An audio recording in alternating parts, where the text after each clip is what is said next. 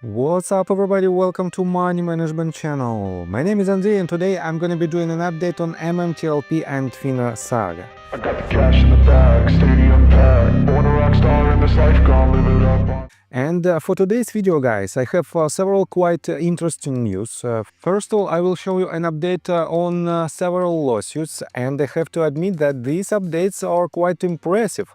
On top of that, guys, I will explain you how the bankruptcy case of MMAT might help the MMTLP case to reveal more sensitive information. And I will also show you the next letter, a very important, in my opinion, letter that was written just recently on the top politician level of the United States of America. Before we dive deep into all of these, guys, please hit the like button for YouTube algorithm. And guys, probably you know that I am a trader, and if you want to know more about technical analysis, if you want to enhance your trading skills, feel free to subscribe to my YouTube channel and to join my Patreon account. And guys, for now there is not so many people inside the Discord group. Let me show you a sneak peek of my group. I do pretty much on a daily basis a lot of analysis on different assets. I make market updates pretty much daily. I explain to my Patreons their setups, and I also do a lot of technical analysis on demand. As you can see, just recently I made several videos. It is quite long videos for the ticker symbols MAAT, SEDG, SOFI, IBIT, XPeng, WTI, SPY, QQQ, COCOR, Palantir, Rocket Lab, HIMS, Wix, and many others. On top of that, guys, I do tutorials, how to see the marketing details, how do you know what type of setups you might use, and so on and so forth. That is why, guys, feel free to join my Patreon account, and we have a limited, basically it is 7 places remaining for the gold tier membership, and on top of all the information that I give to my Discord access members, you will have a weekly 30-minute Zoom call one-on-one with me, and you can ask anything. And on top of that, guys, I will teach you my course of technical analysis for online traders, and this is a crucial part of this offer. So, and let's begin today's video with this tweet. Just yesterday I showed you this screenshot that was written by Daniel, your favorite SGM. And for those of you who don't know, he is the person who pursued not only the litigational path to the resolution, but also he's trying to push his case through the Congress and other top level politicians. And just yesterday he showed us this screenshot of the letter that was written by Huarana Suhil. And it says, "Good afternoon, thank you for following up. We have relayed your concerns and documentation to the Senate Banking Committee minority staff who have jurisdiction over FINRA and an oversight team in place who can look into this matter. Should they need more information or decide to consider any next steps in this matter, they will reach out to you." And guys, MC Bronzo wrote this. Sounds like the polite version of "we will never get back to you, now F off." And Daniel responded, "I don't read this as get lost kid. It's just staffers setting expectations. I've consistently encountered this as I've navigated the bureaucracy. The fact that staffers on the Senate Banking Committee now know my name and the issue is an achievement in itself." And guys, yes, this is just a tiny steps, but these steps might be very important. And Daniel, without a lot of let's say surrounding noise, he is pushing his case forward, and shout out to him. But we have even more updates in the litigational path. I want to pay attention to a couple of tweets that were written by Roman Suks. We have 2 updates on the so-called 1209 cases. Let me quote to them one by one. Lawsuit progress number 1209. Veteran files Simon's return. Somebody got served. Keep servicing folks and rolling down the line. Veteran versus Securities and Exchange Commission. And here's the case number. I have to admit that yes, we have a lot of updates in these cases. And another update is this one. Lawsuit progress number 1209. Daniel Spears orders out giving more time to John Burda. Should soon see appearances and asking for more time. FINRA, SEC, NBH and McCabe soon. So yes, I have to admit that these updates are not the crucial updates in these cases, but it is just a procedural updates. And let's take a look at the most important update in the case of SEC versus John Burda. Again, Roman Supes made this summary, and he wrote, Court Filing Watch. Watch for pretty important update from SEC versus Burda and Palikars. How the SEC responds to Burda's motion to exclude evidence due today. We'll go over in space tonight if it comes in.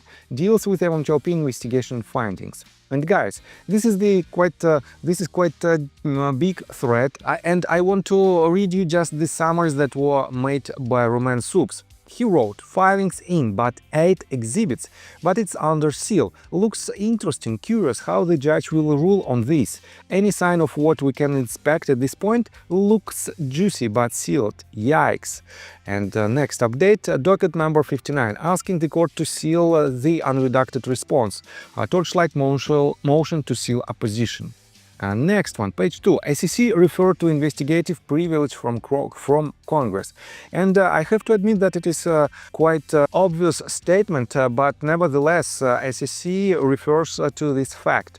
Next one, page 2 bottom, item 4 says, SEC's response and exhibits contain non-public information concerning the MMTLP investigation, including the, and here is the dialogue speech, the SEC's non-public formal order, a description of certain issues the SEC has investigated and continues to investigate, and the identities of certain individuals from whom the SEC has sought and or obtained information during the MMTLP investigation. Such information or documents obtained by the SEC in the course of any investigation or examination, unless made a matter of public record, shall be deemed non-public. And all formal investigating proceedings shall be non-public.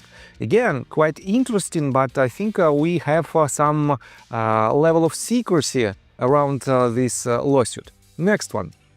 Page 3, number 5. SEC says, seal these records because we are hot on the trail of the bad guys.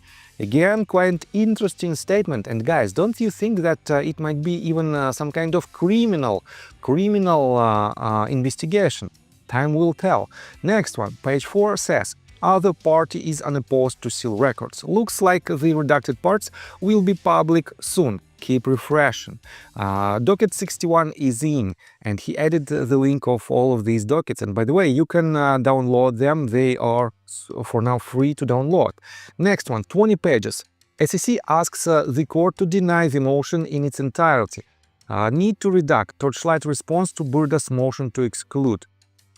If you read nothing else, at least read the table of contents. And here is the crucial part. Argument and authorities, and under the letter C, you can find this. Burda's request for relief should be denied. And, well, I think it is quite obvious that one part of this lawsuit tries to, let's say, make the best that they can in order to push their counterparty down. And definitely Burda is trying to protect himself, but SEC is attacking him. Let me quote to the next part. Page 1 is a summary. Says MMTLP investigation is from a different time period, 2 distinct events. So again, I didn't notice that, but yes, right here you can find the different timelines for both of these ticker symbols. The crucial part for MMTLP ticker symbol was on December the 9th. It is obviously the U3 halt implementation date, and for Torchlight Energy it was end of June of 2021, the time of its merger. So, next one. Page 2 says, SEC agreed not to use evidence from the MMTLP investigation in this lawsuit. SEC implies Burda filed his motion to interfere with the SEC investigation of MMTLP. And page 2, start page 3. SEC says Burda's motion is based on false premise that SEC is using MMTLP investigation to find evidence for this case, which it is not. And they already agreed not to use MMTLP investigation materials in this suit. Page number 7. SEC states the case is for before June 28, 2021 merger, and MMTLP investigation is events after June 28th of 2021 merger. Page number 8. SEC says MMTLP investigation stems from complaints of investors, also not a sharp price increase. My comment: could they be looking at pump and dump? Well, pump and dump is quite difficult to prove, and definitely it might be even longer case if they will push this case through this path. But again, we will know how Burda and George Parkhurst will defend themselves. And by the way, guys, in a minute I will show you another quite interesting update from John Burda. But let's continue right here. Bottom page 4. The SEC talks about the formal order to investigate. Next one, page 9. Here is the direct speech. Accordingly, the SEC staff has investigated and continues to investigate various issues, individuals and entities relating to trading in MMTLP. Much of the MMTLP investigation is completely unrelated to the parties or potential witnesses in this lawsuit. This includes, but is not limited to, big section of redacted. So, well, quite interesting. I've never seen this type of basically this type of lawsuits with so much redacted information. But definitely I'm not a professional lawyer. So, page number 9, bottom. SEC says they have sent and will continue to send more subpoenas. Says people subpoenaed have information on MMTLP investigation, limited to after December, not December, but October of 2021 for MMTLP. Page 10, SEC. Here is a direct speech. For example, MMTLP investors have publicly alleged that Burda and the former Torchlight chairman and current Nextbridge chairman and CEO Greg McCabe, who is a potential witness in this case, may have sold millions of shares of MMTLP at their peak valuation in 2022, shortly before the funeral halt and before investors who had poured tens of thousands of dollars into MMTLP expecting big profits were stuck with shares they can't sell. And yes, we know that we know it as a fact that John Burda and Greg McCabe sold their shares. But the main point is, when did they sell it? Because if they sell it at the very top of the price, potentially they had some, let's say, insiders information of the exact date when they should sell it. So, next one, bottom of page 10 into 11. SEC says they do not agree that Burda is not required to respond to a subpoena from the SEC, then redacted paragraph. Wow, quite interesting. I didn't see this type of information, hidden information. So here is the shout out to Brendan Kochkodin and his Forbes article. And guys, I showed you this article and I pretty much and I don't agree with this article in its entirety. Definitely some information is important in this article, but some information is just an allegations without any evidence. But let's take a look at what will be the decision on this document. Next one, page number 14. ICC gives reasons why they are asking in MMTLP investigation for communications with Greg McCabe. Page 15. SEC says the MMTLP investigation related to short squeeze on MMTLP, not TRCH. Page 17.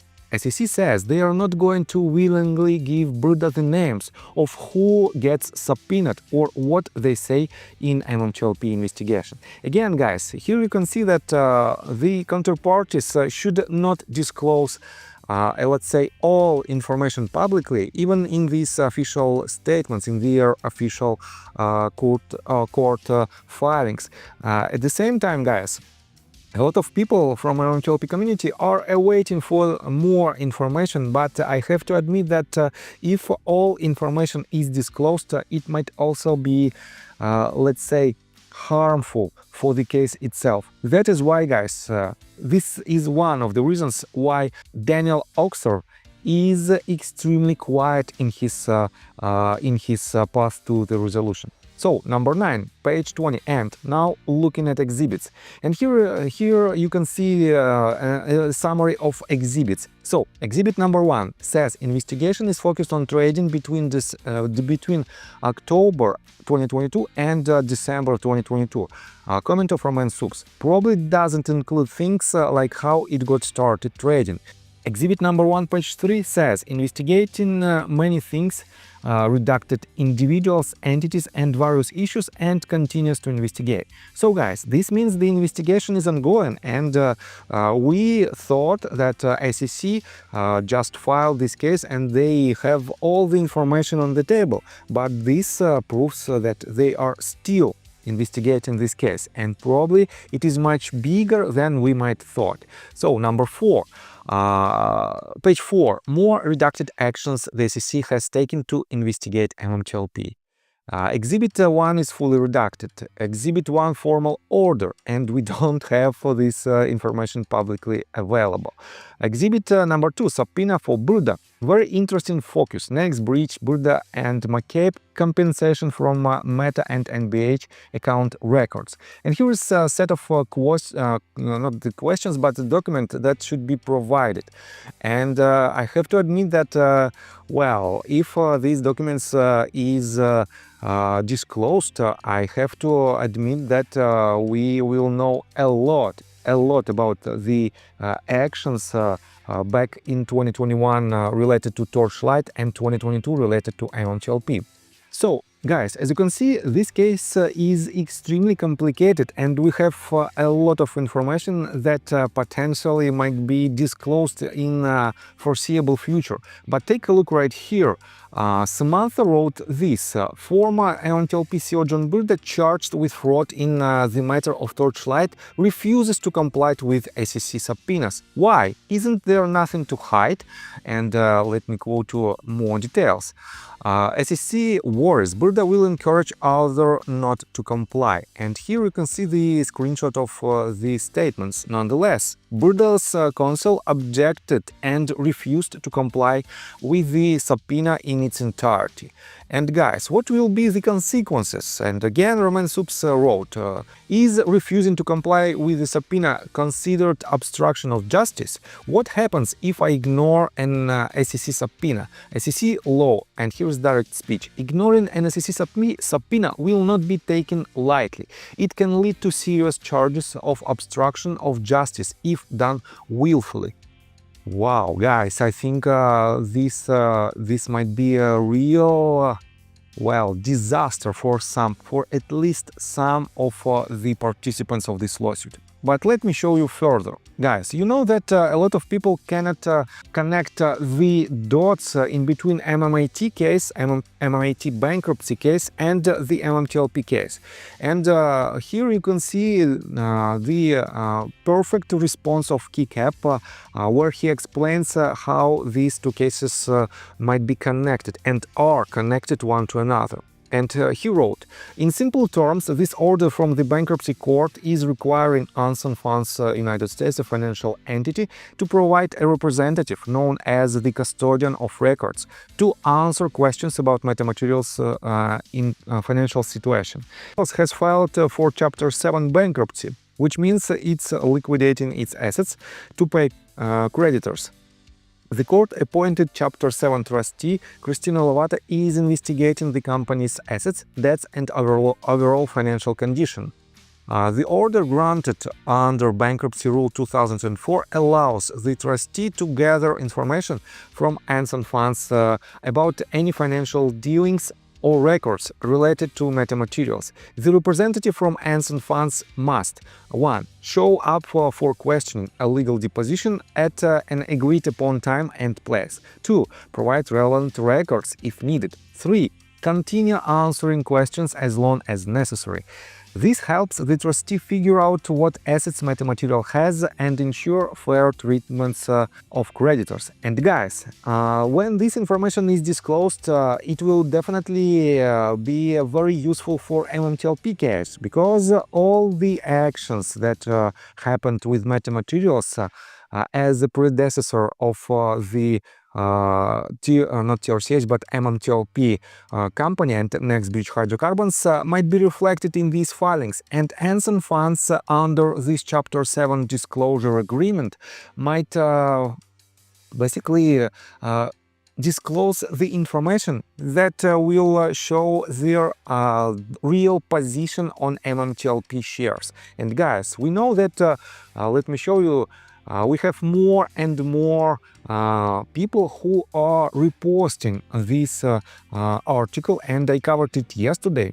You can see that John Burda also made several reposts of the Anson Fund's potential short position of 10 million shares in MMTLP, and we have a lot of people who made the same statements, who made these reposts, like Junk Savvy, Reese, Politics, Squash, X Market News, and guys, as you can see, copy and paste also reposted this tweet.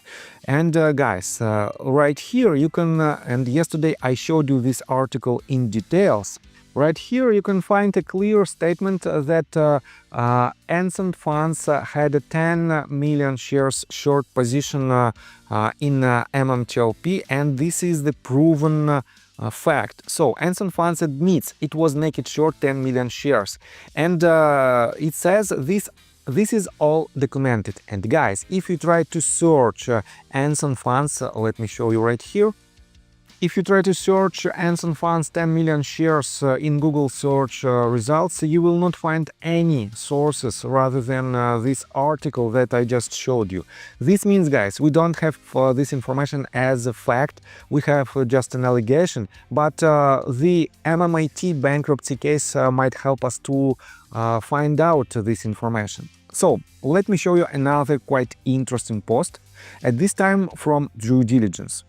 And he wrote another letter. Let me quote you this in details. Another official congressional letter is on the record, this time sent directly to SEC Acting Chairman Mark Uyeda and FINRA CEO Robert Cook.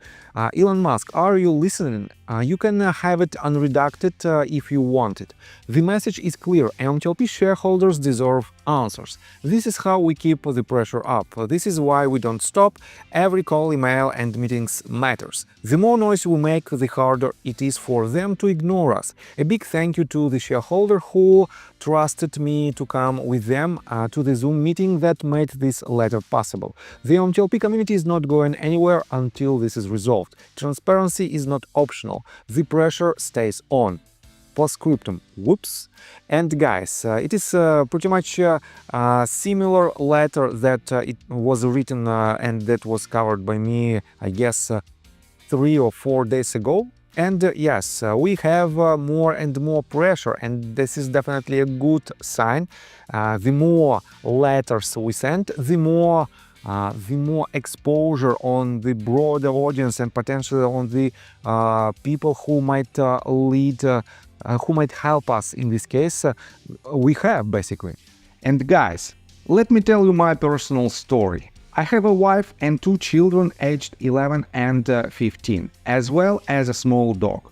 After 30 years of living in Russia near the Baikal Lake, we decided to move.